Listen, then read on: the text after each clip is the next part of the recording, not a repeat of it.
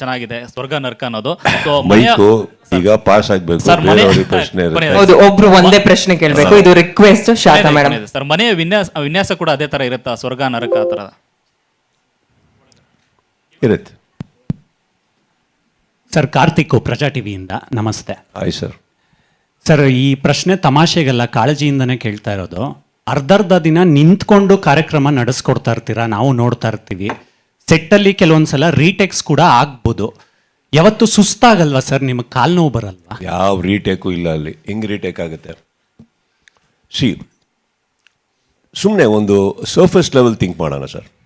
Okay, ಈಗ ನೀವು ಕೇಳೋ ಪ್ರಶ್ನೆ ನಾನು ಉತ್ತರ ಕೊಡ್ತಾ ಇದ್ದೀನಿ. Can there be a retake?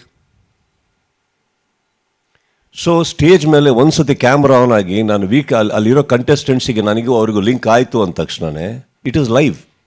ನನಗೂ ಅವ್ರಿಗೂ ಲೈವ್.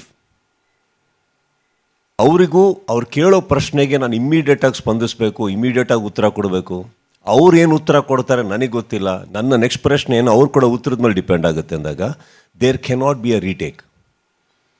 ರೀಟೇಕ್ಸ್ ಅನ್ನೋದು ಎಲ್ಲಿ ಬರೋದು ಅಂತ ರೀಟೇಕ್ ಅಂತ ಬಂದಿಲ್ಲ ಇವತ್ತುವರೆಗೂ 10 ವರ್ಷದಲ್ಲಿ. ಎಲ್ಲೋ ಒಂಚೂರು ಫಂಬಲ್ ಆದಾಗ ಮೇ ಬಿ ಆ ಒಂದು ಲೈನ್ ತೊಗೊಳೋಣ ಅಂತ ಬಂದಿದ್ದು ಯಾವಾಗಂದರೆ ಬಿಗಿನಿಂಗಲ್ಲಿ ನಾವೇನು ಓದ್ತೀವಿ. ಬಿಗ್ ಬಾಸ್ ಸ್ಟಾರ್ಟ್ ಆಗೋಕ್ಕಿಂತ ಮುಂಚೆ ವೀಕ್ಷಕರಿಗೆ ನಾವು ಒಂದು ಹೇಳ್ತೀವಿ ಗೊತ್ತಾ, ಏನೋ ಒಂದಿಷ್ಟು ಒಂದು ಶೀಟಷ್ಟು ಓದ್ತೀವಿ. ಅದು there can be a little fumbleness. But once the show starts, ಬನ್ನಿ ನಾವೀಗ ಮನೆ ಒಳಗೆ ಹೋಗೋಣ ಅಂತ ಹೋದ ತಕ್ಷಣ there is never a retake. And ನೀವು ತುಂಬ ಚೆನ್ನಾಗಿ ಕೇಳಿದ್ರಿ ಕಾಲು ನೋವು ಬರಲ್ವ ಅಂತ. ಸರ್, ಇದು original sir.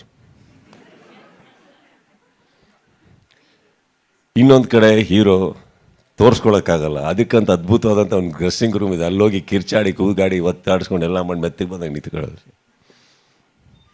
Sir, this is Shilpa from BTV. Sir, hi Shilpa ಅವರೇ. ಹಾಯ್ ಸರ್, ಹೇಗಿದ್ದೀರಾ? I am good.